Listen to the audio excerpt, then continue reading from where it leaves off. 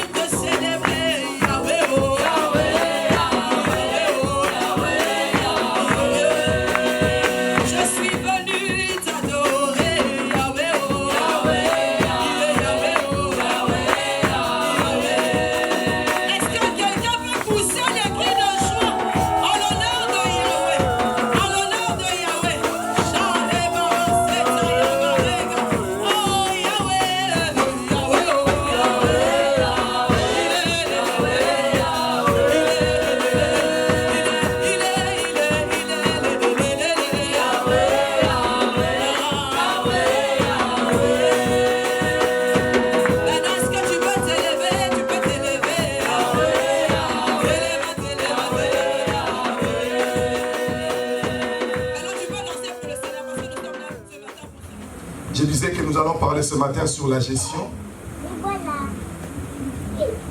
Je suis dans le livre de Matthieu 25. Je demanderai à l'Assemblée, pour ceux qui le peuvent, de se tenir debout pour honorer la parole de Dieu. Que le Seigneur Dieu vous bénisse. Amen. Matthieu 25, verset 14. On ne va pas lire jusqu'à 30. Si vous êtes très fort, on peut lire jusqu'à 30. Matthieu 25, 14 jusqu'à 30. On peut même se limiter simplement jusqu'au verset 22. Matthieu chapitre 25 à partir du verset 14. Il en sera comme d'un homme qui, partant pour un voyage, appela ses serviteurs et leur remit ses biens. Il donna 5 talents à l'un, 2 à l'autre, et au troisième, à chacun selon sa capacité, et il partit. Amen. Amen. Prenez place et je continue. Amen. Au Aussitôt, celui qui avait reçu le 5 talents s'en alla, le fit valoir et il gagna 5 autres talents. De même, celui qui avait reçu le 2 talents en gagna 2 autres. Celui qui en avait reçu qu'un alla faire un creux dans la terre et cacha l'argent de son maître. Longtemps après, le maître de ce serviteur revint et leur fit rendre compte. Celui qui avait reçu le 5 talents s'approcha en apportant 5 autres talents et il dit, « Seigneur, tu m'as remis 5 talents, voici j'en ai gagné 5 autres. » Son maître lui dit, « C'est bien, bon et fidèle serviteur. Tu as été fidèle en peu de choses, je te confie beaucoup, entre dans la joie de ton maître. » Amen. On peut même se limiter là, papa. Merci beaucoup. Merci. Amen. Je pense que vous connaissez l'histoire, c'est aussi une parabole de 5 talents. Alors je te parlerai de la gestion pour que tu puisses comprendre que la gestion est une qualité. Tout le monde n'a pas la gestion. Tout le monde ne sait pas gérer. Mais tout le monde peut avoir le projet. Aide-moi à dire à ton voisin, le projet ne veut pas dire la gestion. Le projet ne veut pas dire la gestion. Et le projet, pour que ça soit réalisé, ça exige une bonne gestion. La pauvreté qui est en train de se passer à l'église, où les chrétiens viennent prier tout le jour, papa Christian. Dieu ne me bénit pas, Dieu ne me bénit pas. Ce n'est pas l'affaire de Dieu, c'est l'affaire de la gestion. Le paix que Dieu te donne, comment tu gères ce paix-là? C'est que Dieu a mis entre tes mains. Les pauvres n'existent pas. Le pauvre est celui qui compare son bonheur avec le bonheur de l'autre. Je peux le répéter? Amen. Le pauvre n'existe pas. Je veux le prouver dans la prédication. C'est parce que tu penses que tu es pauvre. Tu penses que tu es en manque. Mais pourquoi tu penses que tu es pauvre? Parce que celui qui est en face de toi en a plus que toi. S'il n'y avait personne tout autour de toi, ou bien tout celui qui était tout autour de toi avait le même montant que toi, est-ce que tu allais dire que tu es pauvre? Non. Tu vois que ta pauvreté est comparée à celle de la richesse de l'autre. Aide-moi à dire à ton voisin, pourquoi tu te compares de l'autre? Pourquoi tu te compares de l'autre? Le chrétien chasse la pauvreté, les démons de pauvreté, les liens de finances. Je ne veux pas dire ici que ça n'existe pas, hein? Que je ne sois pas en train de briser quelque chose. Mais la majorité des cas dans les histoires de la pauvreté ou de finances, les démons n'est pas dans ça. Église, permettez-moi que je vous le dise. La Bible dit, Christ a appelé, il a donné une parabole. Un chef appelle ses serviteurs. Il commence à donner des talents. Si vous continuez jusqu'au verset 30, même à celui qu'on avait donné un seul, on lui a exigé à multiplier le un seul là qu'il avait. Lui là, c'est la réponse de plusieurs chrétiens. Celui qui avait reçu un talent. Il a dit non, je sais que toi tu aimes bien recevoir là où tu n'as pas sémé. Le pasteur, il aime toujours comme ça. Il demande sème. Là où lui-même il n'a pas travaillé. Je ne te demanderai pas l'argent, sois à l'aise. Je te prêcherai l'évangile et puis je partirai. Amen. Amen. Amen. Mais je veux qu'aujourd'hui que tu comprennes que tu es pauvre parce que tu le penses. Parce que c'est en toi cette pauvreté.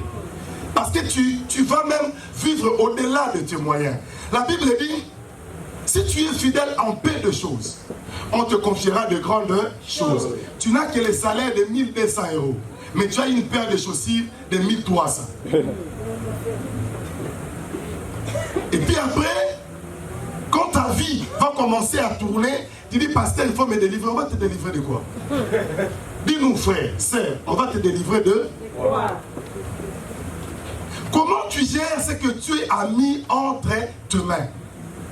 À mon âge, je suis encore jeune, hein? Mais je me mets à mon âge. Papa, à mon âge ici, je ne peux pas prendre 100 € et je sors en boîte de nuit et je prends l'alcool, je finis et puis je rentre à la maison. Ma femme me demande, les enfants vont dire quoi? Je dis, tu es pour voir. Non, c'est de la sorcellerie. Non, c'est de la sorcellerie. C'est de la sorcellerie. Tu ne peux pas être papa responsable. Tu es un homme, c'est toi qui tiens le foyer. Tu as un salaire, tu te dis, d'abord il faut lancer ma paire en Weston. Ah, papa, on ne refuse pas que tu peux acheter une paire de Dis à ton voisin, on n'a pas refusé de se faire plaisir. Mais mettons de la sagesse quand on veut se faire plaisir. Je profite aussi à dire aux jeunes, vous savez, quand Dieu, vous lisez Deutéronome 28, il dit, je te bénirai dans la ville et dans le champ. Ce qui veut dire, même le pays est une bénédiction que Dieu a déjà donnée en votre possession. Maintenant, c'est à vous de gérer la bénédiction que vous recevez dans ce pays-là. N'est-ce pas qu'on a entendu que ceux qui étaient de la diaspora construisaient et faisaient de grandes choses? Pourquoi toi aussi tu es dans le même pays que les autres de la diaspora? On construit, on fait de grandes choses, mais toi tu ne fais absolument rien. Tu veux comprendre comment? Comment tu gères le peu que Dieu a mis en toi? Les chrétiens ont un problème d'épargne. Les chrétiens ne savent pas épargner. Ils ont un problème de l'épargne. Celui qui n'épargne pas, comment demain? Même quand Pharaon a eu un rêve, papa, il a dit, je vis cette année de bonheur, cette année de malheur. Quand vous lisez la Bible, les 7 années de malheur étaient arrivées. Quand vous lisez la Bible, les 7 années de malheur étaient arrivées? Non. Parce qu'ils ont géré la crise. Ils ont mis la provision pour que quand la crise viendra, qu'on ne se retrouve pas en manque de quelque chose. Ce n'est pas parce qu'on est venu, on t'a dit, je suis en train de voir que non, Dieu est en train de dire qu'il va te bénir. Toi, tu penses quoi? La manne tombera du ciel. Non. C'est dans le peu de ce que tu as, comment tu es en train de gérer. S'il y a les Bakongo ici, je vais prendre leur exemple, parce que je les aime aussi un peu. Hein? Est-ce qu'il y a les nains Congo ici? Que Dieu vous bénisse, les nains Congo. Mais nous sommes dans le Seigneur, hein? C'est un exemple. Il est difficile, dans la tribu des nains Congo, de voir un Messie responsable et mourir et laisser des dettes derrière lui. Il est difficile pour un nain Congo à Koukiatiki Nyongo. Non, ces gens-là, en tout cas, ils ont leur manière d'épargne. Il va te dire, est-ce que c'est important? Est-ce que c'est nécessaire? Est-ce qu'on est obligé? Est-ce qu'on ne peut pas attendre? Mais les chrétiens, nous, on n'a pas ça. Tel que je suis là, je te donne 500 €. Bah! Tu dis, oui, j'avais déjà vu ce costume-là. Il est à 350. Ok, il n'y a pas de problème. Tu peux aller acheter ce costume à 350 ou à 380. Après. Et je voulais prendre cette parenthèse pour le jeune.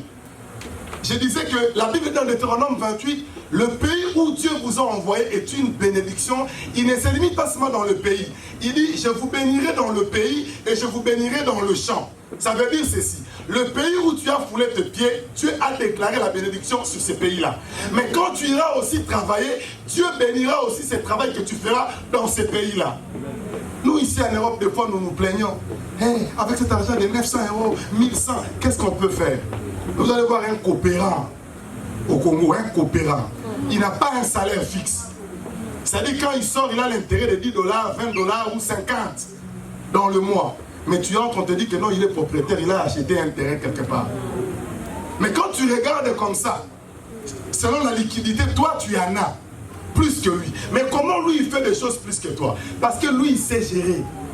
Et toi tu ne sais pas gérer. Toi tu mets la foi. Je mange aujourd'hui, Dieu agira. C'est bien. C'est bien.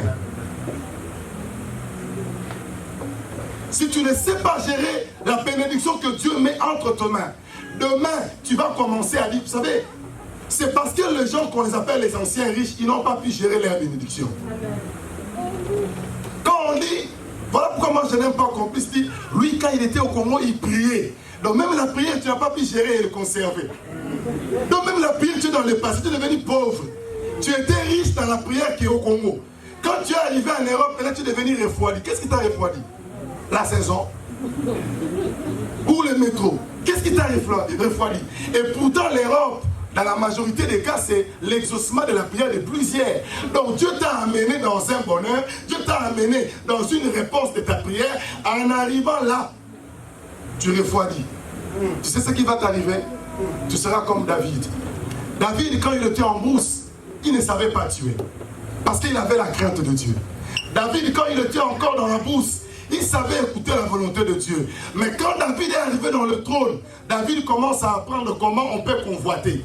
David commence à comprendre comment on peut tuer. David commence à comprendre comment on peut être cupide. Si tu ne sais pas même gérer l'onction que Dieu t'a donnée dans le secret, dans le public, tu vas commencer à trahir Dieu. Amen. Mais je retourne. La gestion, si nous devons peut-être trouver une définition, la gestion est un processus constant en activité ou une planification. Quand on dit gestion, on veut dire planifions, planifier quelque chose. Et quand on parle de planifier, c'est-à-dire qu'il y a eu un projet, il y a eu étude, il y a eu maintenant comment il y aura la faisabilité.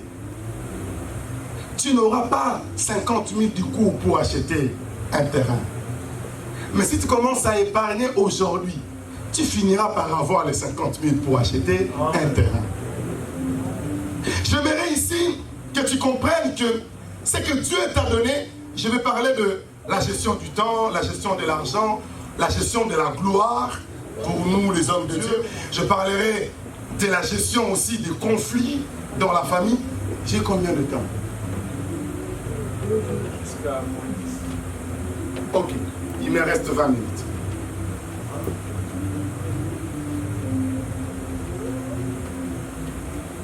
Je parlerai au moins de ces 5 piliers: la gestion de temps, la gestion de l'argent, la gestion de la gloire, la gestion de conflits familial et la gestion de l'Église. Et à la fin, je parlerai de la gestion de nos relations.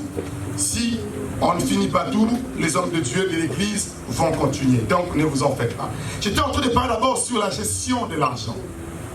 Quand Dieu te bénit, Dieu te donne. Mes jeunes frères ou mes amis jeunes, profitez de l'opportunité que vous avez en étant ici, à investir dans le peu que Dieu vous a donné. Vous savez, si vous êtes encore chez le parent et vous faites le job étudiant, ne commandez pas tout le temps chez Zalando. Voilà pourquoi, moi, j'ai une petite sœur qui, elle n'est pas encore mariée, mais un jour, j'ai discuté avec, elle m'a dit, pasteur, tu sais, j'ai déjà l'argent complet de mon mariage. Je lui ai dit, comment? Elle dit, j'ai appris à commencer déjà à épargner. Et quand elle m'a dit les montants qu'elle a préparés pour son mariage, dans mon cœur, je me suis dit, oh mon malopard. Ça, c'est l'argent d'acheter un bien. Est-ce que tu peux commencer, étant jeune, à épargner? Tu as fait un job étudiant, on t'a payé le peu, tu n'as pas de facture à payer. Ouvre un compte épargne, mon frère. Ouvre un compte épargne. Ça te permettra que quand tu vas te marier, que tu commences à dire à ta femme, on va aller en vacances, on va aller là-bas. C'est parce que c'est l'argent que tu avais mis de côté. La majorité des jeunes aujourd'hui sont en train de se marier avec des nyongos, avec des dettes. Problème de gestion. Les jeunes, je peux parler? Continue seulement.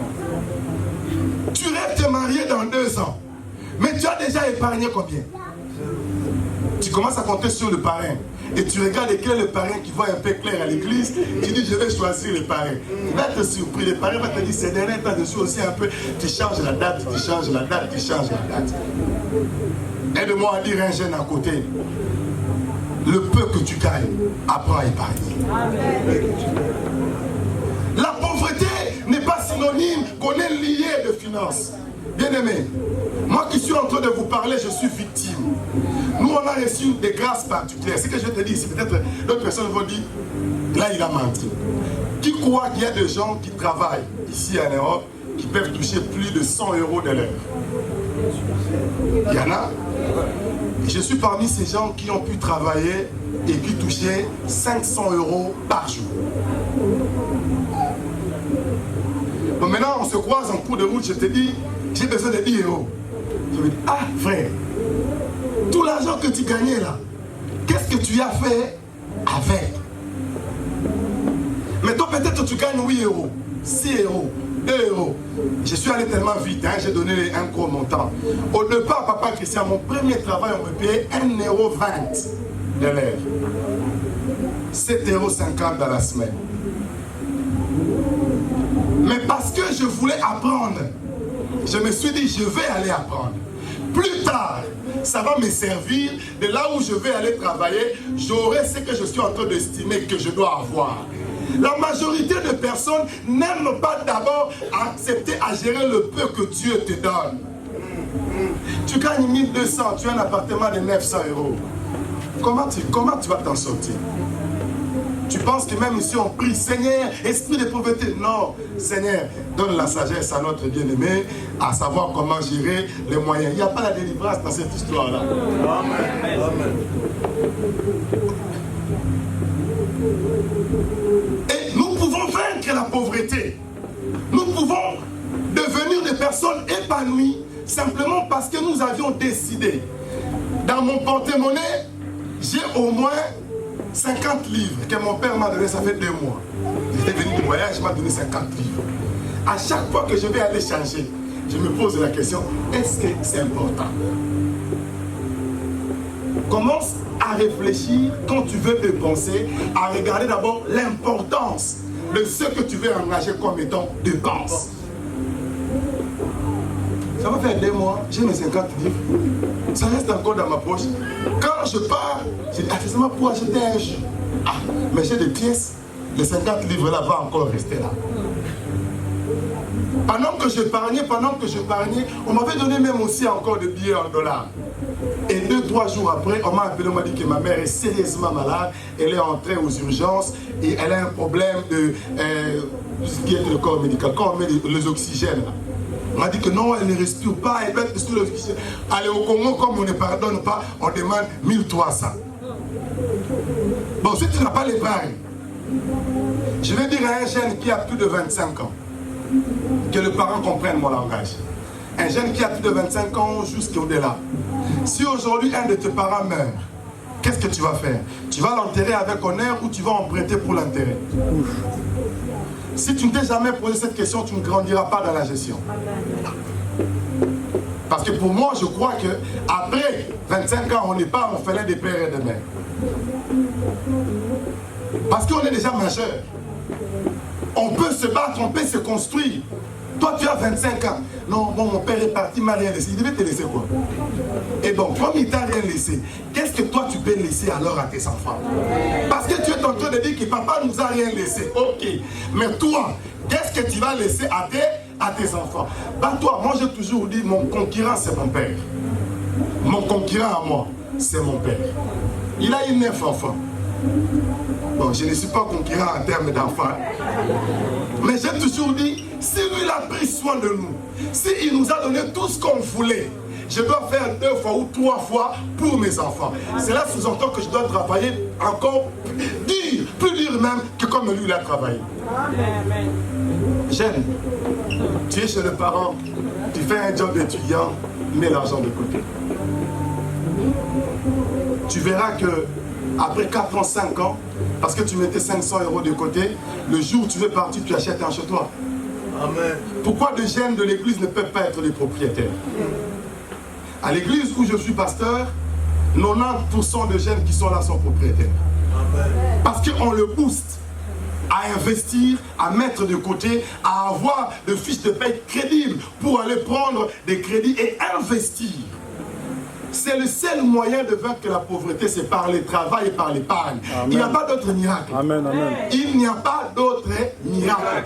Si tu ne sais pas épargner, tu ne sais pas travailler, je ne sais pas par quel mécanisme, je ne sais pas. Tu peux rester à l'église, t'enfermer pendant 30 jours, en train de prier, tu nous trouveras dehors en train de garer les Lamborghini. On te dit, frère, ça va?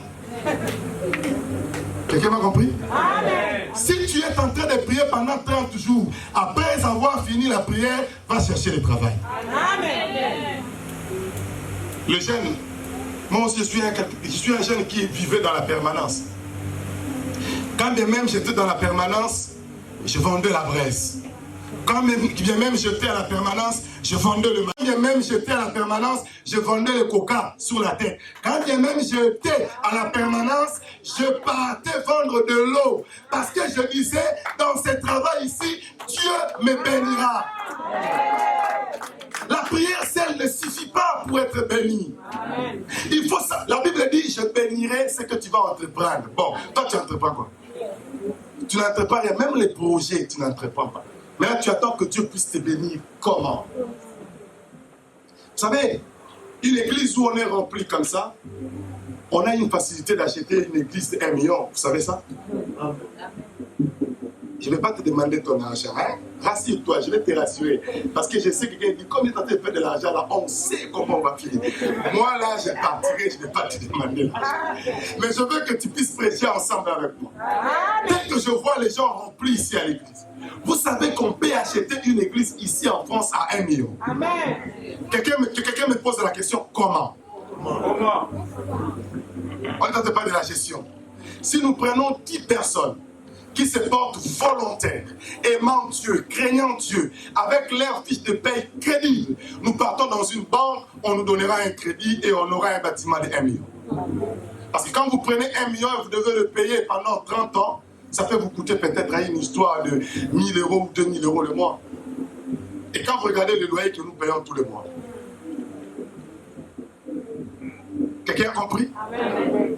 Que Dieu suscite de bons partenaires, des Joseph d'Arimathée qui vont venir voir Papa Christian pour dire, Papa, je n'ai peut-être pas l'argent, j'ai la fiche de paie. Qu'est-ce qu'on peut faire avec? Amen. Quelqu'un me comprend? Amen. La gestion. Tu as une fiche de paie, mais tu sais pourquoi tu ne peux pas prendre un crédit?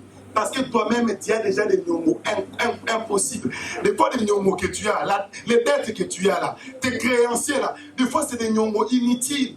Parce que tu avais fraudé des euros 70 et tu n'as pas voulu payer, on commence à les multiplier, on le multiplie, plus tard ça devient 400 euros. Bon, maintenant tu touches 1200, on a déjà coupé 400, il te reste payer le loyer. Comme tu n'auras pas assez, la Bible se dit ceci, celui qui s'endette sa profit.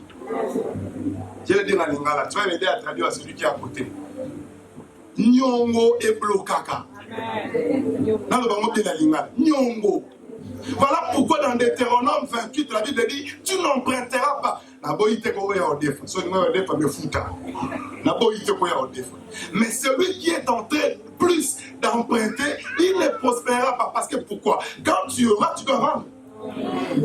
Quand tu auras, tu dois rembourser. Et quand tu as remboursé, tu n'as plus rien, tu dois encore emprunter. Non, il faut qu'au bout il faut refuser cette vie-là d'emprunt. Tu as emprunté chez le frère, tu as emprunté chez la sœur, tu as emprunté. Tout le monde fait comme ça. Même quand tu appelles, quand tu dis c'est mal appel, on dit on sait, il veut prendre. Il veut prendre. Que Dieu te délivre de cette mentalité-là et que Dieu t'aide à être un bon gestionnaire. Je passerai pour encore dire que la gestion est une qualité qu'il faut avoir.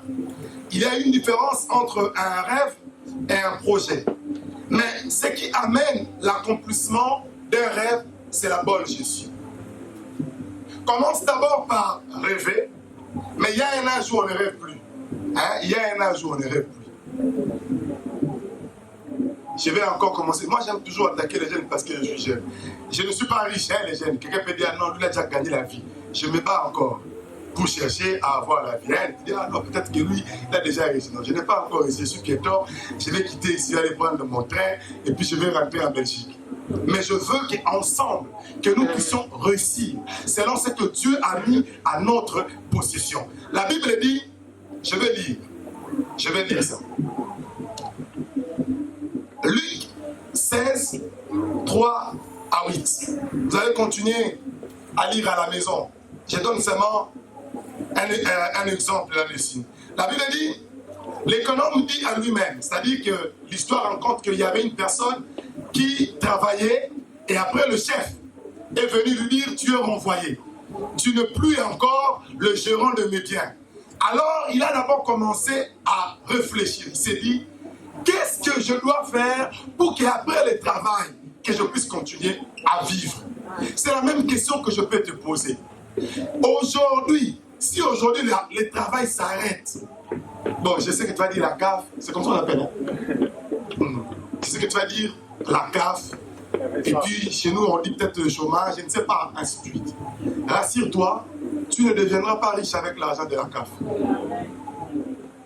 Celui qui a des ambitions, celui qui a un rêve, celui qui rêve grand, tu vas te contenter. Moi je vous ai dit, j'ai commencé avec un salaire de 1,20 €. Des 1,20 €. Mes frères, moi j'ai étudié au Congo, je n'ai pas étudié en Europe. Je n'ai pas honte. Je suis fier d'étudier là-bas, avec notre accent de là-bas. Mais quand je suis arrivé ici, on m'a dit qu'il faut faire l'équivalence pour avoir au moins le même niveau de diplôme. J'ai dit à Dieu, si je dois aller faire encore l'équivalence, ça me prend encore le temps et puis je vais aller à l'université, on va encore me réduire de 2 ans, de 3 ans. Là, j'ai avancé. J'ai des responsabilités là-bas au pays, je dois subvenir aux besoins de la famille. Donc, non. Mon premier travail a été dans un cabinet d'avocat, sans équivalence. Mais parce qu'on est prétentieux, on veut être grand, on veut arriver quelque part. Apprenez à prendre de risques. Celui qui ne prend pas de risques, il n'ira pas loin. Je suis parti de là, papa Christian, j'ai démissionné. Je suis allé travailler à la mairie. On m'a dit là-bas, il faut avoir un cellor, il faut avoir des ceci. J'ai dit, moi, là, toutes ces histoires-là, je n'ai pas. Mais j'ai aussi Dieu et j'ai aussi le courage. Il y a quelqu'un, le courage. Et là aussi, je suis parti. Et je suis maintenant actuellement dans la culture. Dis toujours à quelqu'un sans équivalence. Même toi, tu as un diplôme. Qu'est-ce que tu fais avec? Ça ne peut pas te révolter toi-même. Un jeune, tu dis non, moi je suis ingénieur en informatique. Mais tu es dans un secteur qui n'est pas ton secteur. Tu peux te révolutionner, tu te dis non. Il faut que je puisse me battre pour être dans mon secteur. Le pourquoi j'ai étudié cela. Et je cours derrière le temps. La gestion du temps, la majorité des gens ne savent pas gérer le temps. Non, moi je n'ai pas le temps, moi je n'ai pas le temps. Mais tu as le temps pour regarder le théâtre. Là, tu peux regarder, non, premier épisode, oui, ça avait déjà commencé. Je suis déjà 4e épisode. Je ne dis pas que c'était un péché, hein. Ce n'est pas un péché. 45 minutes, 1 heure, 2 heures que tu consacres devant la télé, maman, papa, est-ce que tu peux le prendre pour aussi gérer le temps avec les enfants? Vous savez pourquoi les enfants de l'Europe n'écoutent pas trop? Vous voulez que je vous livre un secret? Amen. Parce que nous, les parents, on ne passe pas assez de temps avec nos enfants. Ils passent assez de temps à l'école. Quand ils reviennent, ils sont dans leur chambre. Et puis ils repartent encore à l'école. Nous, on ne reste même plus 1 heure, 2 heures, 3 heures avec les enfants. Mais après, comment tu fais pour ne pas avoir le temps pour ceux qui t'ont cher? Mon meilleur ami, c'est mon père. Ma meilleure amie, c'est ma mère. Et mes collaborateurs à moi, c'est mes frères et sœurs. L'union de la famille est une richesse, est une force. Si vous ne savez plus passer du temps en famille, cette perte de gestion amènera des combats. Et surtout, des fois, nous aussi, les parents, on dit des choses sans se rendre compte qu'on blesse les autres. D'ailleurs, toi, tu n'es pas intelligent. Rien qu'à l'autre travail. Parents, ne disons plus encore ça. Devant nos propres enfants. Ne dis pas, comme on aime bien dire à l'ingala. Tu es en train de pousser à l'autre, de détester l'autre sans que tu le saches. Tu es en train de créer un caïn. Tu crées le cœur d'un caïn chez toi-même à la maison. Non, passe le temps. Passe le temps avec les enfants. Passez le temps en famille, discuter. Aujourd'hui, tu peux dire à ton mari, il peut être pasteur, il peut être apôtre, prophète. Tu dis, papa, aujourd'hui, on éteint d'abord le téléphone. On reste entre nous et avec les enfants pendant 1 heure. Mes enfants, qu'est-ce que vous pensez? Mes enfants, qu'est-ce qui ne va pas dans votre vie? Qu'est-ce que vous attendez de nous? La gestion de temps. Vous savez, nous, les hommes de Dieu, nous voulons toujours être à côté des anciens pour s'en servir. Moi, quand je regarde, je dis, hein, donc papa Christian, ça fait réalité. Je dis, Seigneur, ça c'est papa Christian. Moi, j'ai vu de l'autre côté. Chérie, on va aller en vacances 2 semaines. On part. Quelqu'un a compris? Je vais répéter. Papa Christian est un repère. Un repère, il te donne le côté positif et le côté négatif. Des fois, l'éducation n'est pas un livre. n'est pas un cours. L'éducation est ce qu'on entend et ce qu'on voit. Ce que tu entends à la maison, ce que tu vois à la maison, c'est ça ton éducation. Voilà pourquoi même un jour, papa va te dire, mais toi, moi je ne t'ai pas éduqué comme ça. Tu peux lui poser la question, papa, c'était quoi l'éducation que tu m'as donnée? Papa sait sa manière de parler, la manière dont il s'est conduit, il est en train de te transmettre une connaissance. Et qu'après lui, tu vas répéter. J'ai pris que les hommes soient des époux adorables pour que les enfants disent j'aimerais avoir un mari comme mon père. Et je le prie aussi pour le maman, que le maman soit une femme soumise, les femmes modèles, pour que les hommes disent moi je rêve d'épouser une femme comme ma mère. Que ça ne nous arrive jamais que nos enfants disent hey, moi un mari comme mon père, je n'espère pas. Là on a alors échoué dans cette affaire de gestion. Ayons le temps en famille, ayons le temps. Ayons le temps aussi, homme de Dieu, ministre de Dieu, église. Après avoir prié, il y a un temps pour tout. C'est Ecclésiaste qui le dit, non? Il y a un temps pour chaque chose. Admettons, je sais que papa Christian ne peut pas le faire, mais je prends un exemple. Papa Christian, il dit, on va faire 3 mois de prière, 90 jours de prière. On prie de 10h à 16h, pendant 90 jours. C'est pas grave. Maintenant, je vais poser la question à papa Christian. Pendant 90 jours, tu es venu ici de 10h à 16h. Bon, l'argent de l'offrande, on va avoir. On doit aller travailler. N'est-ce pas? Bien aimé, tu viens déjà de prier ici. Quand tu vas finir, on va t'envoyer un autre lien de la prière. Après, quand le lien là de la prière va encore finir, on va t'envoyer un autre lien de la prière. Donc toi, tu ne peux pas te reposer. Même la gestion de ton propre corps. Pour dire, Seigneur, j'ai déjà prié, c'est bon. Je vais maintenant dormir, j'attends l'exaucement de Dieu. Non, c'est un turbo, c'est un turbo. Tout ce qui est là, c'est la foi. La prière, c'est la foi, c'est rien d'autre. Vous savez, on peut être aussi comédien. On peut être aussi comédien. Bien-aimé, suis Masikoyo, Tokende, on peut le faire. Si c'est ce que vous voulez, on peut le faire.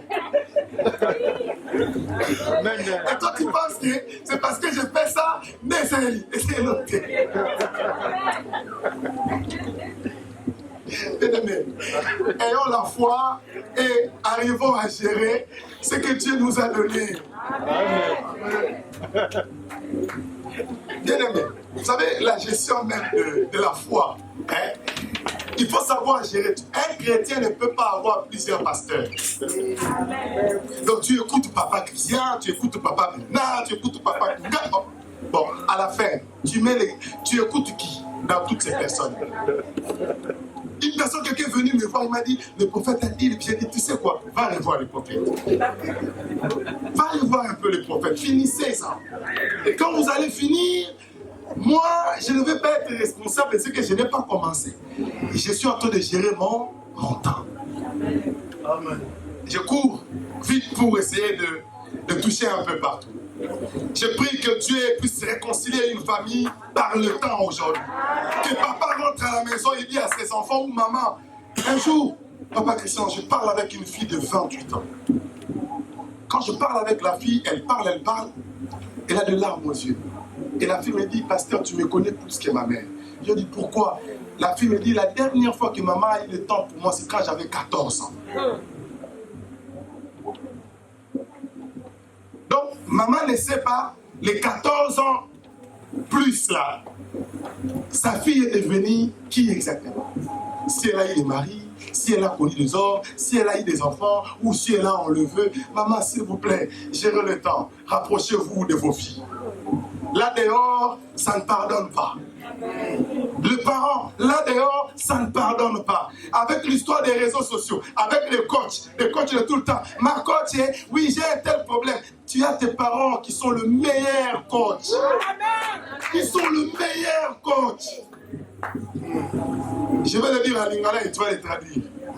Papa na maman ya zoba azalarate.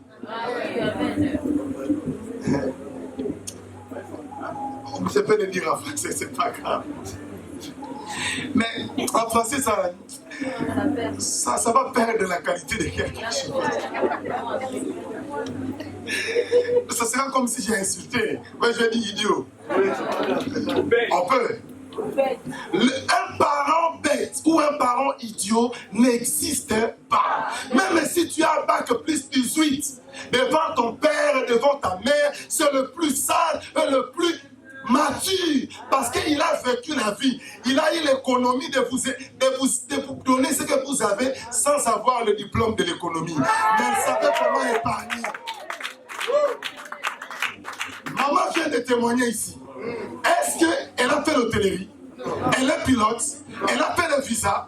Alors pourquoi tu ne peux pas écouter les conseils de maman? Tu vas te dire que non, maman n'a pas étudié, mais t'as fait venir. Mais pose-toi la question, comment elle a fait? Maman, donne-moi la sagesse. L'église, vous êtes en train de perdre beaucoup de choses parce que la sagesse est tout autour de vous. Mais comme nous sommes dans l'âge de la connaissance, et tout le monde prétend connaître. J'ai dit merci à la parole de Dieu qui dit qu'il n'y ait pas plusieurs enseignants parmi vous. Moi, c'est ma mère qui m'a appris qu'une femme tombe amoureuse une fois dans sa vie. Le reste du temps, elle couvre. Je ne le savais pas. Aucune fille m'a dit ça. Est-ce qu'elle va même me dire? Elle ne sera pas sincère. Depuis qu'elle m'a dit ça, j'ai compris que la femme, elle tombe amoureuse dans sa vie une seule fois de son existence. Vous allez voir, il y a des femmes qui te disent que non, assis à l'inera tellement moutement, papa sotina, au quotidien, assis à tiki, mais la moté. Mais elle peut se marier. Elle peut se marier, elle va avoir la vie. La femme a la possibilité de couvrir le manque et de rester heureuse. Mais retomber amoureuse, c'est une fois. Voilà pourquoi vous allez remarquer que quand vous brisez le cœur d'une femme, elle pleure. Parce qu'elle sait, elle n'a que ce cœur-là. C'est pas comme nous les hommes, les insensibles. L'être humain, homme, masculin, insensible dans les problèmes de cœur. Il va te briser le cœur. Si c'est la femme d'autrui, c'est pas mon problème. Mais c'est comme j'ai dit, il y a des choses qu'on n'apprend pas à l'école. C'est la science qui t'apprend. Jusqu'au jour où je devais avoir une fille, papa. Quand j'ai eu ma fille, à l'hôpital, ils sont en train de pleurer. Je ne comprends pas pourquoi ils sont en train de pleurer. Je commence à pleurer. J'ai dit, Seigneur, je voulais des hommes. Seigneur, moi, je voulais des hommes. Une fille. On va la briser le cœur. On va commencer à ceci. Ah! Et de là, j'ai commencé à dire à Dieu, Seigneur, heureusement pour moi, je n'ai pas été quelqu'un qui a brisé le cœur d'autrui. Préserve aussi ma fille. Vous savez, il y a des choses que tu ne comprends pas maintenant parce que tu n'es pas encore parent. Quand tu dragues la fille d'autrui, tu laisses, tu dragues, tu laisses, parce que tu n'es pas encore parent. Quand ça sera ta propre fille, que tu commences à regarder, tu vois maintenant, tu dis, ah! Dans les 10 minutes qui me restent, voici ce que je vais encore partager avec toi. La gestion de la gloire. La gloire est périodique. Aide-moi à dire à quelqu'un, la gloire ou la renommée est périodique. Il n'y a aucun homme de Dieu ou servante de Dieu ou une personne élevée dans la renommée et restée dans la renommée parce qu'elle a reçu la renommée. Non. Vous savez qu'est-ce qui me tient à la renommée? C'est la gestion de sa renommée. Ce qui gère l'onction, c'est la gestion de l'onction. Je suis encore jeune. Là. Ah ouais, Seigneur, tu es tout puissant, c'est pas mauvais. Je ne gère pas bien mon onction. Car ma voix, un jour, je n'aurai plus de voix. Et quand on va m'amener pour aller prêcher devant 6000 personnes, ah ouais, quand on a dit le combat, non, c'était pas le combat. Je n'ai pas bien géré l'onction que Dieu m'a donnée. L'onction ou la gloire, quand Dieu nous donne, quelqu'un me disait une fois, il me dit, pasteur, quand Dieu va t'élever, j'ai dit, Dieu m'a déjà élevé. Il m'a dit, non, mais quand Dieu va t'élever, j'ai dit, non, toi tu veux attendre la renommée. Mais pour l'élévation, Dieu m'a déjà élevé. Et je suis en train de gérer mon élévation. Même dans la renommée, je continuerai à gérer mon élévation. Parce qu'il y a une différence entre l'élévation et la renommée. Que j'ouvre une parenthèse. Amen. Entre celui qui est élevé et celui qui est renommé, ce n'est pas de la même manière. Vous savez, il y a des gens qui sont élevés ici, dans votre pays. ils sont élevés dans de hauts grades, est-ce qu'ils ont la renommée? Est-ce qu'on les connaît même? Et peut-être il y a même des hommes les plus puissants qui sont élevés à renommée ici, on ne connaît même pas les noms. Mais regardez nos stars, comment on les connaît. Ça, c'est de la renommée. C'est-à-dire, il ne faut pas confondre. Et là, un homme de Dieu ne peut pas commencer à chercher, je veux la renommée, non. Cherche l'élévation de Dieu. Parce que si Dieu t'élève, même au niveau de l'église, vous savez, les trucs que je suis en train de prêcher ici, c'est déjà une élévation. Une élévation plus que la renommée même. Mais si je n'arrive pas à gérer cette élévation, quand je vais commencer à monter, si je deviens aventurier, parce que je commence à me dire, maintenant je suis devenu star. Je dois faire maintenant, je dois faire un spectacle. L'église n'est pas une salle de spectacle. L'église est la maison de Dieu. Et quand on vient à l'église, on est en train de se dire, je pars dans la maison de Dieu. Si tu dois aller à la maison Blanche, si tu dois aller à l'Élysée, comment tu iras? Comment tu iras? Après, il faut savoir gérer les projets. Il ne faut pas embrasser tout à tout moment. On est en 2010. J'ai fait un projet qu'en 2023, je serai candidat au Congo. On est en 2010. J'ai fait un projet que je serai candidat au Congo en quelle année? En 2023. Il y a l'espace de combien d'années? Alors, j'ai pris 13 ans pour que je puisse réaliser ces projets-là. Pendant que tout le monde, voilà pourquoi quelqu'un m'a posé la question, comment tu es parti, tu es à la base, il y a des gens qui te suivent. Ça m'a pris 13 ans. C'est que tu as comme projet, tu dois prendre le temps d'étudier, de planifier et de te donner aussi le temps de réaliser cela. Je me suis dit 13 ans, toi tu peux te dire dans 13 ans. Vous savez, quand on était jeune, moins âgé que ça, on pensait que la vie était facile. Quand on grandissait, moi quand je serai grand, je serai riche. Moi quand je serai grand, je serai docteur. Moi quand je serai... Maintenant en grandissant, on va te dire, ah, cette histoire de richesse là. Mais si de l'enfance, on nous avait appris à nous gérer, à gérer nos études, à gérer notre orientation, on allait être déjà à notre âge ici, déjà avoir un bon compte à banque blindé. Amen. Regardez même comment les autres font. Quand vous lisez Luc que j'ai donné tout à l'heure, Luc que j'ai donné, Luc 16, le verset 8 à la fin, la Bible est en train de dire que cet économe qui a été quelqu'un qui n'a pas été droit dans sa justice. C'est-à-dire, il est venu voir le frère, il a dit, si le pasteur Christian te dit que tu le dois combien? Je sais que tu le dois 100 €. Toi, tu vas dire que tu le dois 50. Si le pasteur Christian te demande, tu vas dire que tu le dois 20. Ne dis pas 40. Si le pasteur Christian, la Bible est en train de louer cette personne économe-là qui a eu une mauvaise sagesse, et la Bible dit le fils de ce monde sont plus sages que vous, parce que ce monsieur était en train de se prédire après ici, qu'est-ce que je deviendrai? Alors si je t'ai dit de donner à pasteur 50, que tu sais que tu le dois 100, si je reviens pour te dire les 50 qui est resté, tu es conscient que tu dois me donner les 50, et ça me permettra de continuer à vivre. Et la Bible dit cet économe était un homme sage. Mais nous, les chrétiens, nous n'avons pas cette sagesse. Je clôture ici. J'aime bien respecter le temps. Je clôture avec la gestion. Je ne parlerai peut-être pas de relations, peut-être que je l'ai déjà parlé. La gestion du conflit familial et la gestion du conflit à l'église. Le problème aussi, les problèmes dans la gestion des conflits, c'est la position qu'on veut occuper. C'est la raison qu'on veut détenir. C'est le langage qu'on utilise. Rassurez-vous. Si je dis, frère, est-ce que tu peux aller t'asseoir là-bas? Tu peux aller t'asseoir. Mais si je viens, je dis, lève-toi et va t'asseoir là-bas. Sincèrement, comment sera ta réaction? Ça va être bizarre. J'ai dit la même chose. Mais comment je suis venu la deuxième fois?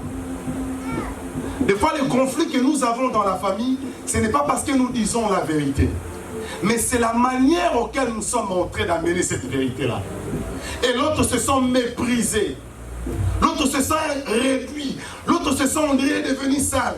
Non, l'action que l'homme n'a foutu la rondaku. Oui, n'a dit qu'on fout la rondaku. C'est pas pour autant que tu dois me ridiculiser. C'est pas pour autant que tu dois me montrer que je suis rien. Un jour, je dormais chez quelqu'un, papa. Je dormais dans son salon. On a eu un parcours, hein. Je dormais dans son salon. Mais la personne comme ça me fait voir de toutes les couleurs. Je lui ai posé un jour la question. Pourquoi tu me maltraites comme ça? Il m'a dit, tu dors chez moi. J'ai dit, c'est parce que je dors dans ton salon. Que ça te permet de me montrer que je ne vaux absolument rien. Je préfère aller dormir dehors. La majorité des conflits que nous avons, nous sommes à la base. Nous sommes à l'auteur. Notre manière de parler, notre manière de se conduire. La raison ne suffit pas pour parler. La raison ne suffit pas pour parler. Parce que dans la raison, il faut ajouter l'intelligence et la sagesse. Parce que si tu penses que la raison, je vis des gens divorcés pour la raison. J'ai raison, pasteur. Non, la raison ne suffit pas pour prendre une décision. Et la vraie raison, il faut la projeter dans l'avenir. Parce que la raison, elle est aussi périodique.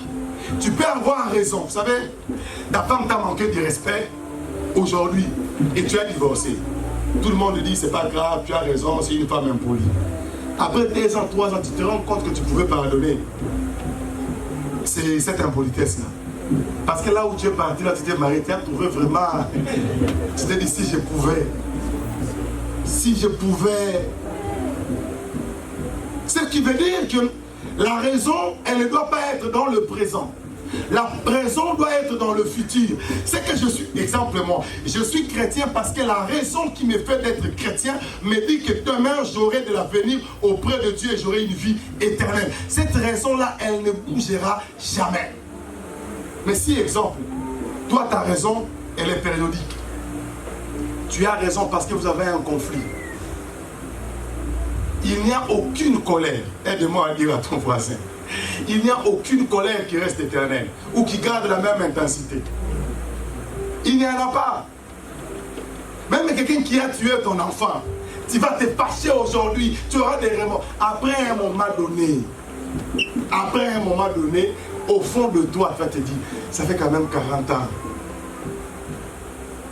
Pourquoi je dois rester toujours avec ces problèmes là-dedans? Savoir gérer les conflits. Quand il y a un problème, je peux le demander à l'église. Est-ce qu'il y a moyen, quand il y a un problème, que tu cèdes la raison? Celui qui cède la raison réconcilie. Mais celui qui veut s'accrocher à la raison divise. Parce qu'il veut un jugement. Il veut qu'on lui donne la raison. Il veut qu'on dise que non, toi tu as tort, toi tu as raison. Nous les enfants de Dieu, non. Non, non. Nous, c'est-à-dire, papa, si je lui ai blessé, je demande pardon. Je ne veux pas me justifier. Nous, on ne cherche pas la raison. Mais on cherche à vivre dans l'unité. On cherche que dans ce que Dieu nous a donné, qu'on se retrouve ensemble. Est-ce que tu peux incliner ta tête, on va prier?